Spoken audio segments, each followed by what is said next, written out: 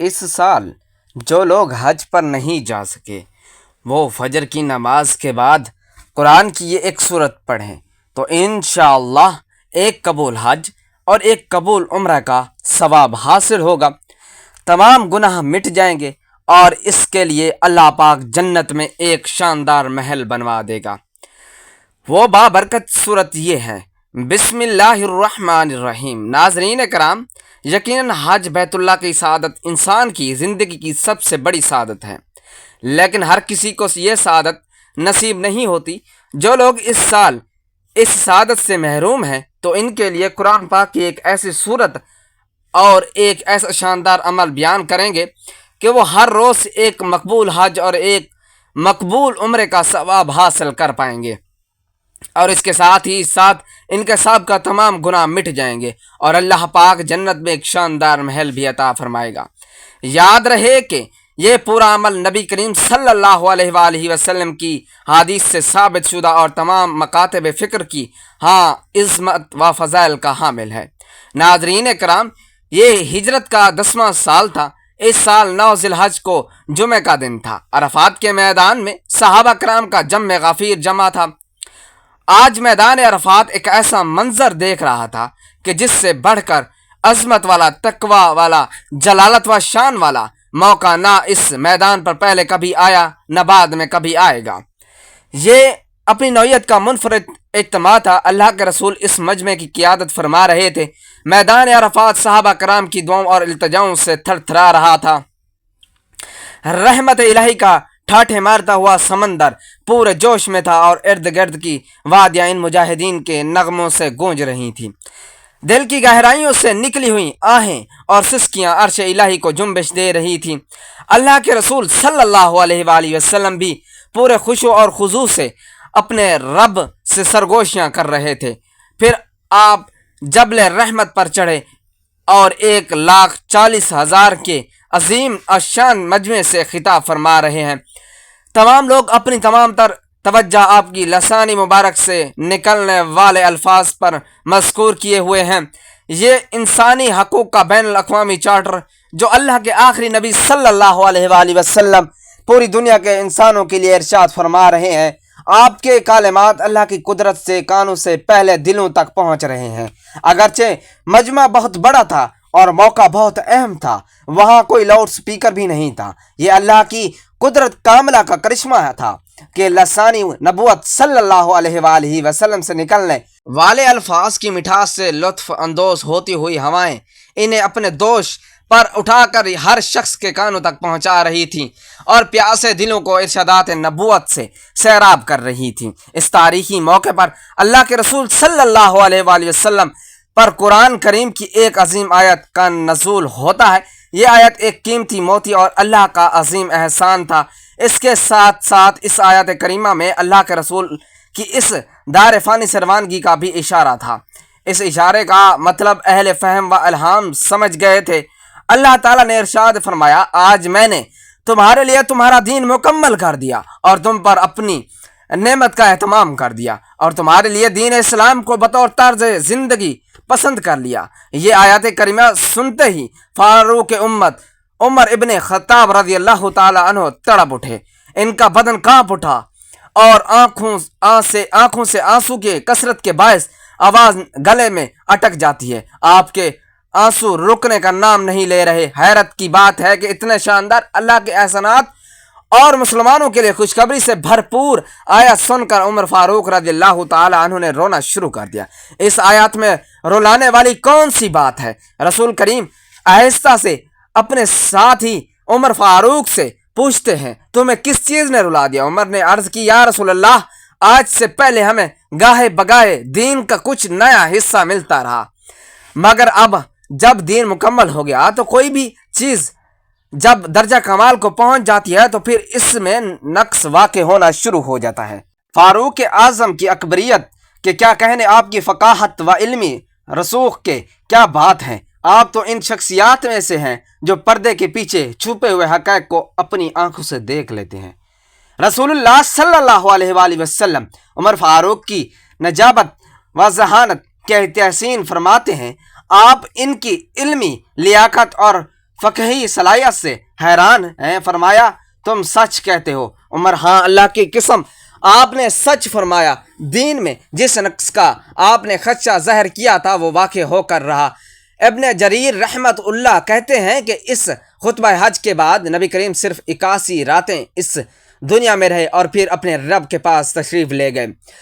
آپ کی دنیا سے جانے کے بعد اس دین میں جو نقص پیدا ہوا اس کی تلافی آج تک نہیں ہو سکی۔ سیدنا ابو سعید خدری رضی اللہ تعالیٰ عنہ کہتے ہیں کہ ہم نے سیدنا فاروق اعظم رضی اللہ تعالیٰ عنہ کے ساتھ مل کر حج کیا۔ فاروق اعظم جب حجر اسود کے قریب پہنچے تو اسے بوسہ دیا اور اسے مخاطب ہو کر کہنے لگے، میں جانتا ہوں کہ تو ایک پتھر ہے جو نہ نقصان کر سکتا ہے نہ فائدہ دے سکتا ہے۔ اگر میں نبی کریم صلی اللہ علیہ وآلہ وسلم کو تمہیں بوسہ دیتے ہوئے نہ دیکھتا تو تمہیں کبھی بوسہ نہ دیتا۔ سیدنا حکیم ابن حزام رضی اللہ تعالیٰ عنہ جلیل القدر صحابی رسول ہیں۔ اللہ نے بہت مال و دولت بھی بہت عطا کر رکھا تھا۔ آپ حج کے لیے تشریف لے جاتے۔ ان کے ہمراہ 100 اونٹ ہیں جنہیں یوم النحر کو قربان کیا جائے۔ ان کے ساتھ 100 غلام ہیں۔ جب میدان عرفات میں پہنچے تو 100 کے 100 غلاموں کو اللہ کی رضا کے لیے آزاد کر دیا۔ پھر اپنے رب سے ایک دعا مانگتے ہیں، یا اللہ میں نے ان غلاموں کو تیری خوشنودی حاصل کرنے کے لیے آزاد کیا، ہم بھی تیرے غلام ہیں، ہمیں بھی اس طرح جہنم کی آگ سے اور اپنے عذابوں سے آزادی نصیب فرما دے۔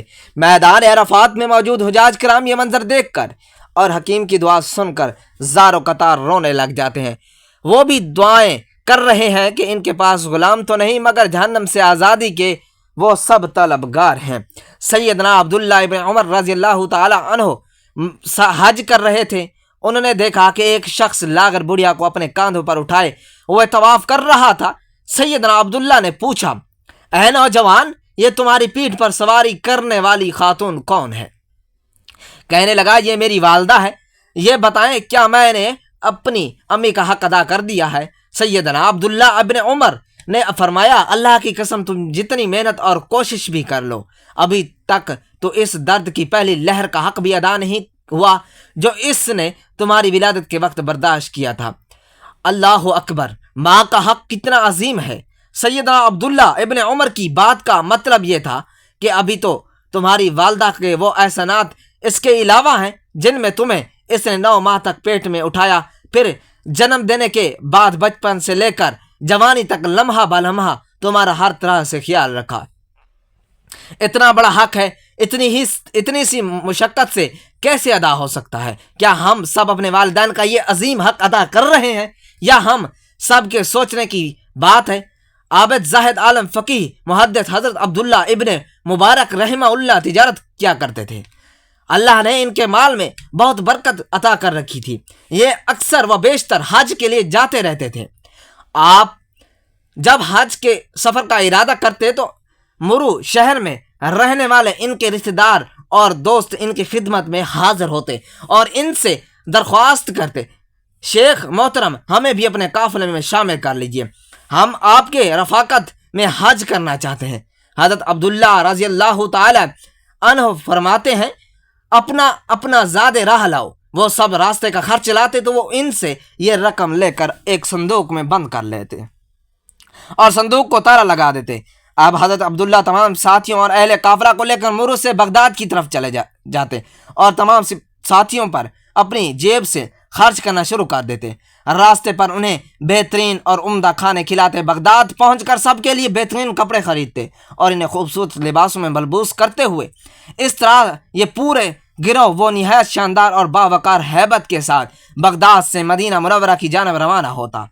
مدینہ پہنچ کر تمام اہل قافلہ سے پوچھتے، آپ کے گھر والوں نے سفر پر روانہ ہوتے وقت مدینہ طیبہ سے کیا خرید کر لانے کو کہا تھا؟ سب لوگ اپنا اپنا گھر والوں کی فرمائش بتاتے اور ہر ایک کے لیے اس کے مطلب کی مطابق اشیاء خرید لیتے۔ پھر سارے قافلے کو لے کر مکہ مکرمہ پہنچتے اور جب وہ حج کر کے فارغ ہو جاتے تو تمام ساتھیوں سے پوچھتے، آپ کے گھر والوں نے سفر پر روانہ ہوتے وقت مکہ مکرمہ کی اشیاء میں سے کیا کچھ خرید کر لانے کا کہا تھا؟ ہر کوئی اپنے اپنے گھر والوں کی ضروریات بتاتا وہ ہر ایک کو اس کی پسند کی چیز لے کر دیتے۔ ان سب کو لے کر مکہ مکرمہ سے نکلتے اور واپسی کا سفر مرو کی طرف شروع ہو جاتا۔ راستے پر ان پر اپنی جیب سے خرچ کرتے تھے، یہاں تک کہ سب لوگ مرو پہنچ جاتے۔ عبداللہ ابن مبارک ان سب کے گھروں میں سفیدی کروا دیتے اور ان کے دروازے بھی رنگین کروا دیتے تھے۔ 3 دن گزرتے تو ان تمام ساتھیوں کو ایک شاندار دعوت پر بلاتے، انہیں بہترین کھانا کھلاتے، پھر ان میں ہر ایک کو خوبصورت کپڑوں کا ایک جوڑا عنایت فرماتے۔ پھر وہ صندوق منگواتے جس میں ان کی رقم رکھی ہوئی ہوتی تھی۔ ہر شخص کی رقم ایک تھیلی میں بند ہوتی تھی جس پر اس کا نام لکھا ہوا ہوتا تھا۔ ہر شخص کو اس کی پوری رقم واپس مل جاتی کیونکہ حج کا سارا خرچ حضرت عبداللہ اپنی جیب سے کرتے ہیں۔ آپ کی فیاضی اور کرم کے کیا کہنے، تاریخی اسلام نے ایسی شخصیات بھی دیکھی ہیں۔ یہ مبارک شخصیات مبارک ماہ میں، مبارک شہر مکہ میں، مبارک پانی زمزم کی طرف جاتے تو اللہ تعالیٰ کی طرف متوجہ ہو کر ایک دعا کرتے، عرض کرتے، اے میرے رب، تیرے رسول کریم نے فرمایا تھا آب زمزم کو جس مقصد کے لیے پیا جائے وہ مقصد اللہ تعالیٰ پورا کر دیتا ہے۔ اللہ، میں یہ پانی اس نیت سے پی رہا ہوں کہ قیامت کے دن میری پیاس کو اس پانی کی برکت سے بجھا دینا۔ مطرف ابن عبداللہ الشخیر البکر المزنی میدان عرفات میں کھڑے ہیں، اللہ کی بارگاہ میں دست سوال دراز کیے ہوئے ہیں۔ ان میں سے ایک نے اس طرح دعا کی، یا اللہ، میرے گناہوں اور کرتوتوں کی وجہ سے ان سب لوگوں کے اٹھے ہوئے ہاتھوں کو ناکام نامراد واپس نہ لوٹانا۔ دوسرے نے اللہ کی بارگاہ میں اس طرح درخواست پیش کی کہ یہ میدان اتنا عظمت والا اور شان والا ہے، اگر میرے جیسا مکمل انسان اس مجمع میں نہ ہوتا تو شاید سب کی دعائیں قبول کر لی جاتی۔ وہ لوگ کس قدر واضح اور انکساری کے پیکر ہوا کرتے تھے اور بے شمار نیکیاں کرنے کے باوجود وہ کس قدر محتاط رہتے تھے۔ حضرت فضیل بن عیاض رضی اللہ تعالی عنہ میدان عرفات میں کسی گمشدہ بچے کی طرح پرسوز آہو بکا کر رہے تھے۔ جب سورج غروب ہونے کے قریب ہوتا تو انہوں نے اپنی داڑھی پکڑ لی، اپنا سر آسمان کی طرف اٹھاتے ہوئے کہا، ہائے میری بدبختی، اگر مجھے معافی نہ ملی۔ حضرت مسروق رحمہ اللہ جب حج کے لیے جاتے تو بہت کثرت سے عبادت کیا کرتے تھے، حتیٰ کہ ان کے بارے میں امام احمد ابن حنبل رحمہ اللہ نے کہا ہے کہ مسروق جب بھی حج کرتے تو ایام حج کی ہر رات نماز پڑھنے میں گزار دیتے۔ علی ابن فضیل رحمہ اللہ فرماتے ہیں، ایک مرتبہ میں حج کے لیے گیا، جب بیت اللہ شریف میں داخل ہوا اور طواف شروع کیا تو دیکھا کہ سفیان ثوری رحمہ اللہ کعبے کے پاس سجدہ میں پڑے ہوئے تھے۔ میں ایک طواف ختم کر کے اسی جگہ پہنچا تو سفیان اسی جگہ سجدے میں تھے۔ انہوں نے دوسرا تیسرا حتیٰ کے 7واں طواف مکمل کر لیا مگر سفیان اسی طرح سجدے میں پڑے رہے، انہوں نے سر نہیں اٹھایا۔ وہ لوگ اتنے لمبے سجدے اس لیے کیا کرتے تھے کہ اس عظمت والے گھر میں رحمت الہی ان کی طرف متوجہ ہو جائے اور ان کی مغفرت کا سامان ہو جائے۔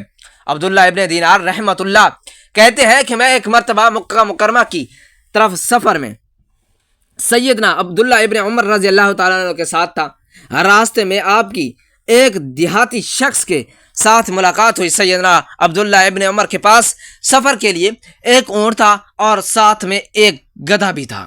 عربوں کے ہاں رواج تھا کہ جب وہ اونٹ کی سواری سے تھک جاتے تو سفر میں خوشگوار تبدیلی کے لیے وہ گدھے کی سواری کیا کرتے تھے۔ اس دیہاتی نے آپ کو سلام کیا تو آپ نے جو امامہ سر پر اوڑھے رکھا تھا وہ بھی اسے دے دیا اور وہ گدھا بھی دے دیا جو سواری کے لیے رکھا ہوا تھا۔ ابن دینار کہتے ہیں کہ میں نے کہا، اللہ آپ پر مہربانی فرمائے، یہ دیہاتی لوگ تو معمولی سی چیز لے کر بھی خوش ہو جاتے ہیں، آپ نے اتنی قیمتی اشیاء اس عربی کو دے دی۔ فرمانے لگے، اس کی ایک خاص وجہ ہے، یہ شخص میرے گرامی قدر والد سیدنا عمر ابن خطاب کا دوست تھا۔ میں نے اللہ کے رسول کو یہ فرماتے ہوئے سنا ہے، سب سے بڑی اور بہترین نیکی یہ ہے کہ آدمی اپنے والد کے دوستوں سے حسن سلوک کرے۔ اللہ اکبر۔ ناظرین کرام، یہ چند واقعات اللہ کے نیک اور مقرب بندے کے حج کے تھے۔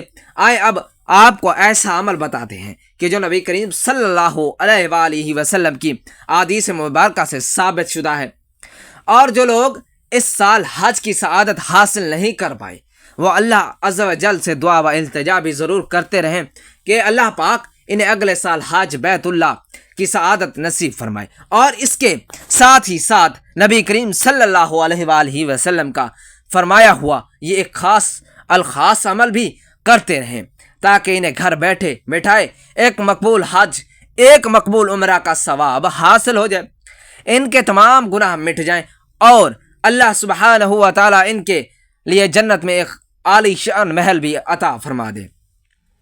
ناظرین کرام، نبی کریم صلی اللہ علیہ وآلہ وسلم نے فرمایا کہ جو شخص سورۃ الاخلاص کی تلاوت کرتا ہے وہ اللہ کی رضا حاصل کر لیتا ہے۔ فرمایا جو شخص روزانہ صبح اور رات میں 10 مرتبہ سورۃ الاخلاص کی تلاوت کرتا ہے تو اللہ سبحانہ و تعالیٰ اس کے تمام سابقہ گناہوں سے معافی عطا فرماتا ہے اور اس کے لیے جنت میں ایک عالی شان محل بھی بنا دیتا ہے۔